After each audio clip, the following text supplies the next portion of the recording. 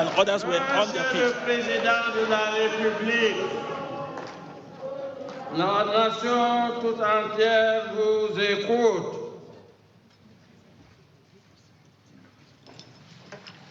Vous avez la parole.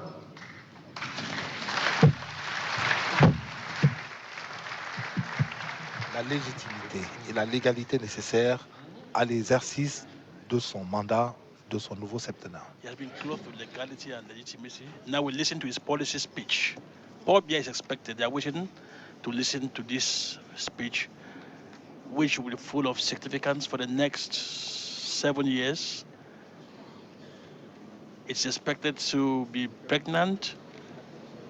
Not only those inside the hemicycle, even those in the overflowing gardens, and Cameroonians, wherever they are waiting very keenly to what will come out, will be unveiled from President Paul Biya's notes. John Lamoral, ambassadeur des États-Unis. Monsieur le Président de l'Assemblée nationale,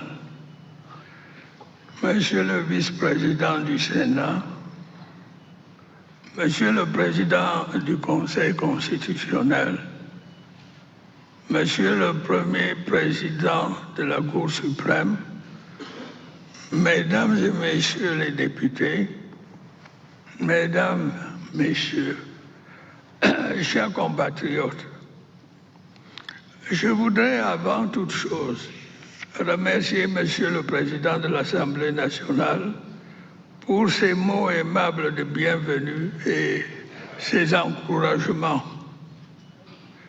Je vous sais gré, Mesdames et Messieurs les parlementaires, de l'accueil chaleureux que vous avez bien voulu me réserver en cette occasion solennelle dans ce magnifique hémicycle. Je tiens à exprimer ma très profonde gratitude au peuple camerounais qui, une fois de plus, a décidé de m'honorer de sa confiance. Celle-ci m'a toujours été et me sera encore assurément d'un précieux soutien au cours de ce nouveau mandat.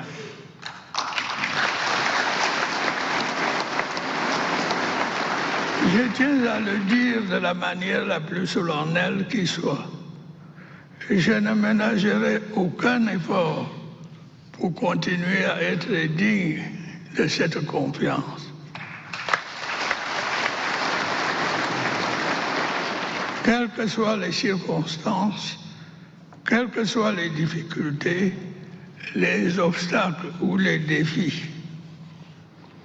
Tel est le sens du serment que je viens de prêter devant le peuple camerounais que vous représentez.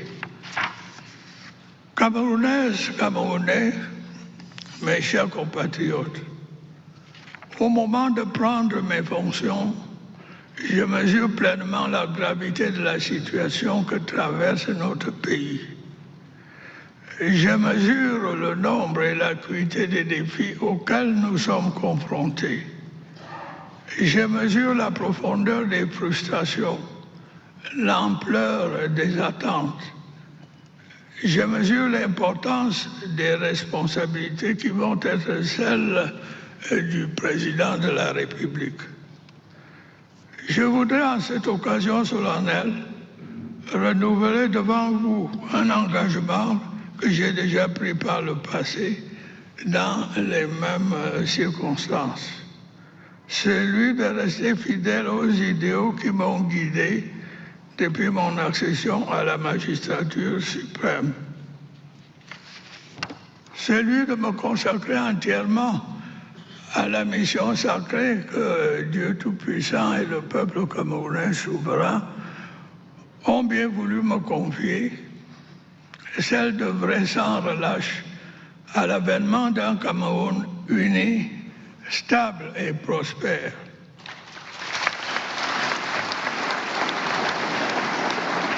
Il s'agit, je le sais et vous le savez, d'une tâche lourde, mais il s'agit d'une tâche exaltante quand on a à cœur l'amour et les intérêts de son peuple.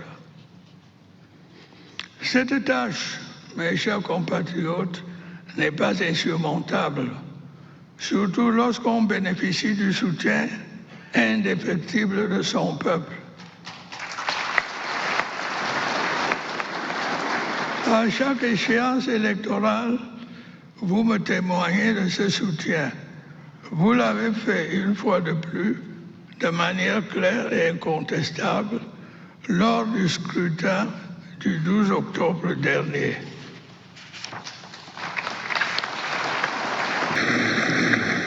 Camerounaises et Camerounais de l'intérieur comme de la diaspora, en ce jour où j'entame un nouveau mandat, de par la volonté de Dieu et du peuple camerounais souverain, je voudrais tendre la main à tous et à chacun. Nous devons ensemble jeter les bases d'un avenir encore plus prometteur pour notre cher et beau pays, notamment pour notre jeunesse.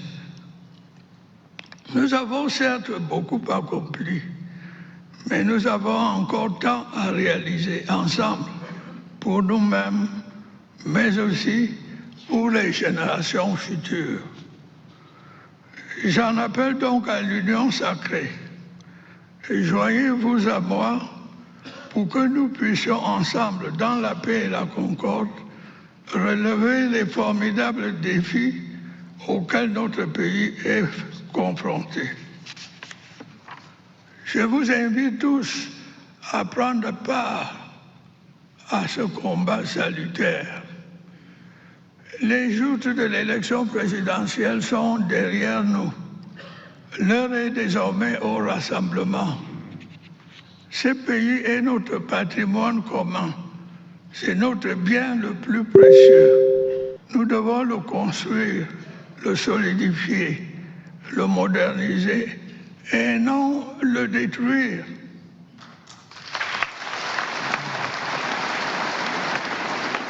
Assez de ces discours de haine qui inondent l'espace public et tout particulièrement les réseaux sociaux. Camerounaises, Camerounais, mes chers compatriotes, le projet de société dont je suis porteur vous a été exposé et expliqué de long en large pendant la campagne électorale qui vient de s'achever. À cette occasion, comme lors des consultations stratégiques qui se sont déroulées au palais de Yaoundé, mes équipes et moi-même avons également veillé à écouter les doléances des Camerounais vivant à l'intérieur du pays comme ceux vivant à l'extérieur. Nous avons entendu leurs préoccupations, leurs frustrations, leurs doléances, mais aussi leurs aspirations, leurs attentes, leurs espérances et leurs suggestions. Ces échanges féconds nous serviront assurément de boussole pour guider notre action présente et future. Camerounaises, Camerounais, mes chers compatriotes, ainsi que j'ai eu l'occasion de vous le dire, la situation des jeunes et des femmes sera au cœur de mon action tout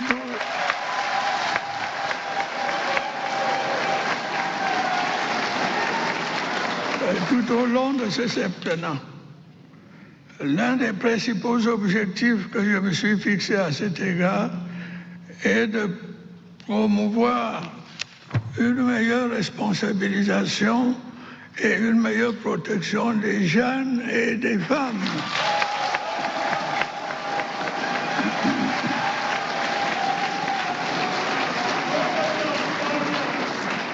Ainsi que vous le savez, des efforts méritoires ont été déployés ces dernières années en faveur de la jeunesse, telles que la construction de nombreuses infrastructures scolaires et universitaires, la promotion de la scolarité des jeunes, la professionnalisation des enseignements, la création de nouvelles opportunités d'emploi en faveur des jeunes.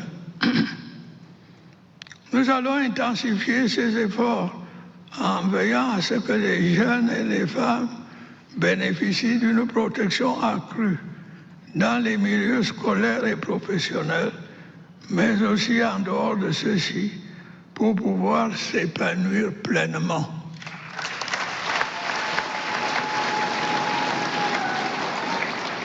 Les métiers et autres activités attirant tout particulièrement les jeunes filles et les femmes bénéficieront d'un plus grand soutien de l'État,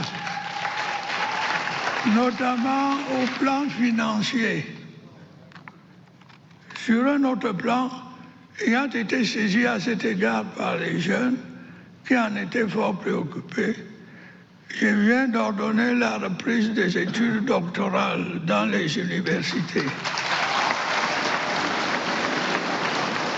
Au cours de cette année académique, j'ai également décidé de la relance des concours d'entrée dans les écoles normales supérieures.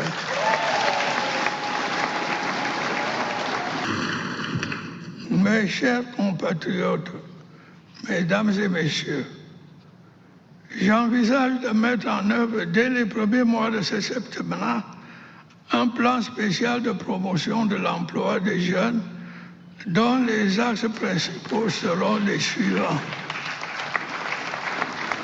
Premièrement, la mise en place de facilités administratives et fiscales pour les entreprises privées avec en contrepartie l'obligation pour celles-ci de recruter les jeunes.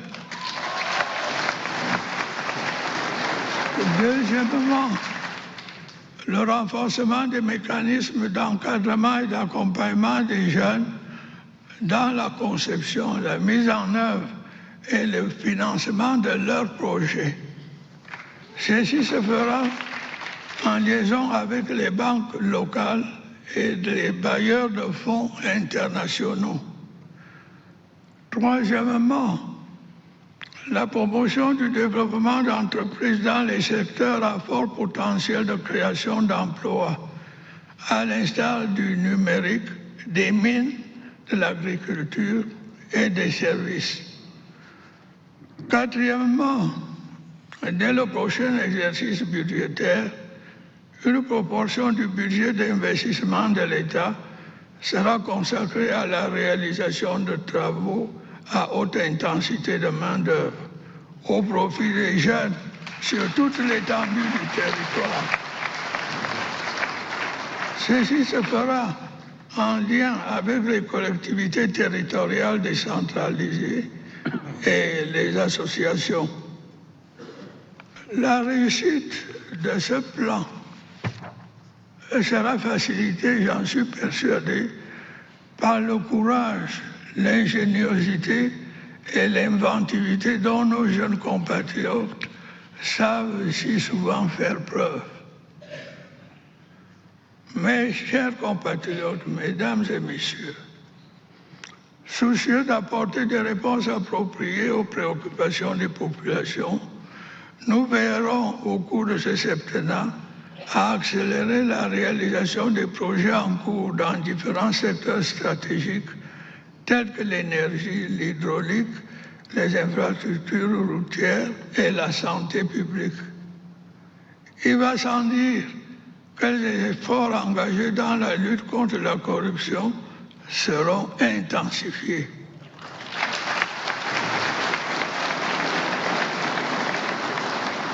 Nous devrons également soumettre au Parlement certaines réformes permettant un fonctionnement plus efficient de l'État.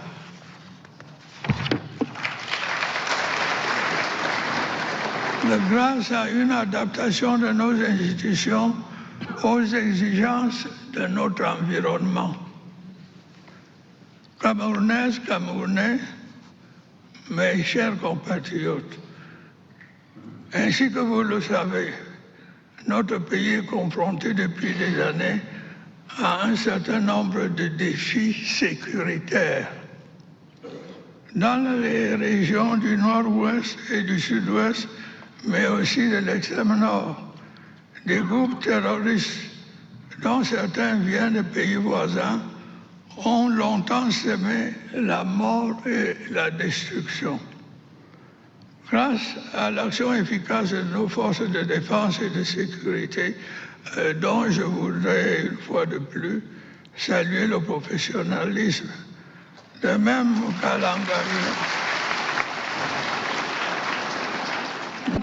l'engagement courageux de nos vaillantes populations, la situation générale s'est nettement améliorée. Les efforts de reconstruction menés par le gouvernement avec le soutien de nos partenaires internationaux consolident peu à peu un retour progressif à la normale. Ces efforts vont se poursuivre inlassablement. J'invite à cet égard les chefs traditionnels, les élites et les forces vives des régions affectées à s'engager plus avant dans la sensibilisation des membres des groupes armés afin qu'ils saisissent la main tendue du gouvernement et déposent les armes. Ce dialogue communautaire pourrait être mené en collaboration avec les autorités administratives et favoriser le retour de ces jeunes en déshérence vers leurs communautés respectives après leur nécessaire passage au sein du programme DDR.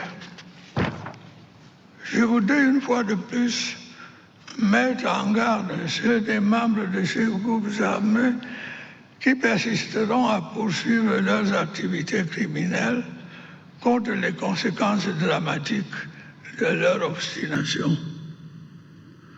Je remercie les pays amis qui ont commencé à traquer et à traduire en justice les commanditaires de ces actes criminels qui se terrent sur leur territoire. J'encourage ceux de nos partenaires qui ne l'ont pas encore fait à leur emboîter le pas et agir contre ces terroristes. Ces terroristes qui incitent impunément à la violence contre nos innocentes populations à partir de leur pays. Le terrorisme est un fléau international qui doit être combattu vigoureusement partout où il montre son visage hideux. Camerounaises, Camerounais, mes chers compatriotes, l'élection présidentielle qui vient de s'achever porte témoignage de la grande maturité du peuple camerounais et de son attachement viscéral à la démocratie. Pendant le temps de la campagne électorale, voire avant l'ouverture de celle-ci, les Camerounaises et les Camerounais ont librement débattu. Ils ont souvent avec passion, mais toujours de manière pacifique et responsable, confronté leurs idées, leurs programmes et leurs ambitions. Le scrutin en lui-même, entièrement financé par le budget de l'État, a été organisé et s'est déroulé de manière satisfaisante de l'avis même des observateurs internationaux. Je voudrais à cet égard féliciter chaleureusement l'organe en charge des élections.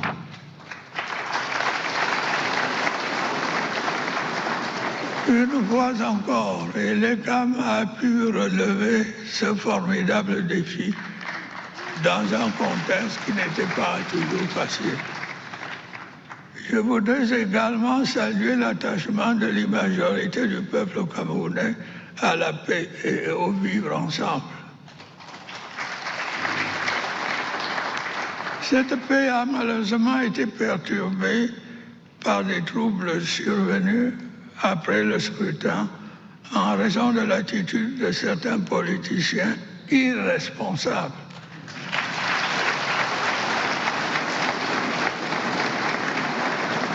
Dans diverses localités, des scènes de pillage et de vandalisme d'une violence inouïe ont été observées. Il en a résulté des incendies, des destructions de biens publics et privés, des attaques contre les forces de l'ordre et des pertes en vie humaine. La situation a pu être maîtrisée grâce au courage, à l'abnégation et au professionnalisme des forces de défense et de sécurité qu'il me plaît de féliciter chaleureusement.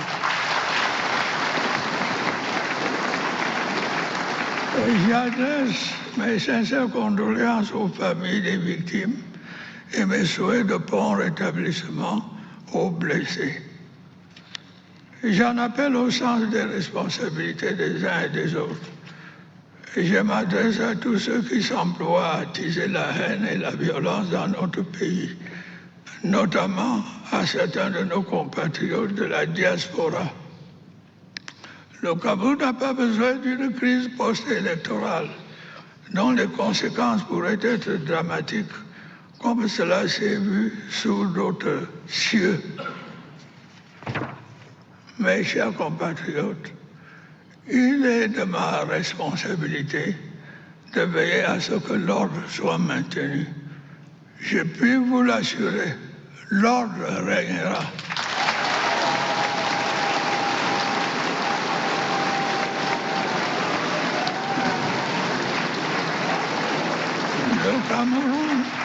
Le Cameroun continuera d'avancer. Vive la République, vive le Cameroun.